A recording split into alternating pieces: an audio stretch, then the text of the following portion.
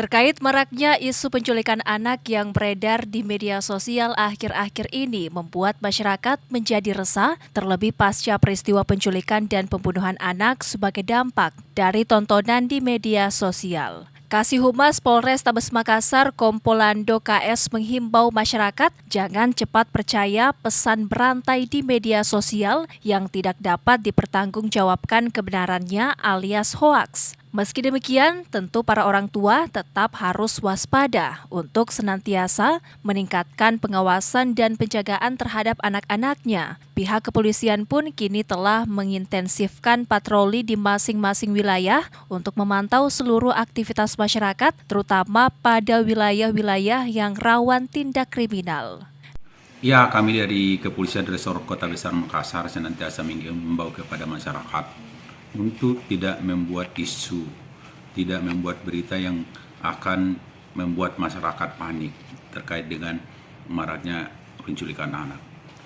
Memang baru-baru ini ada kejadian tanggal 8 Januari 2023, memang ada kasus penculikan anak.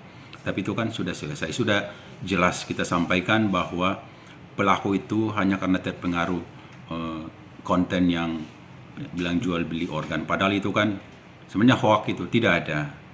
Dan nyatanya pada saat dia telah membunuh korban, tidak ada lagi hubungan antara pelaku dengan aplikasi itu, sehingga dia bingung. Dan di antara di tubuh korban tidak ada yang hilang, organ-organnya utuh kan. Jadi jangan membuat panik. Dan kita sudah tegaskan bahwa tidak ada jaringan jual beli organ tubuh di Kota Makassar. Jadi jangan percaya isu hoax. Karena memang hari ini banyak orang yang dengan gampang membuat isu karena memanfaatkan situasi yang baru-baru terjadi. Diakui saat ini banyak beredar isu penculikan anak di sosial media, namun masyarakat diharapkan tetap tenang. Masyarakat pun diminta untuk meningkatkan kepedulian terhadap sesama dan ikut serta dalam menjaga anak-anak di lingkungannya. Ilham Syam, Fajar TV dan Fajar Radio melaporkan.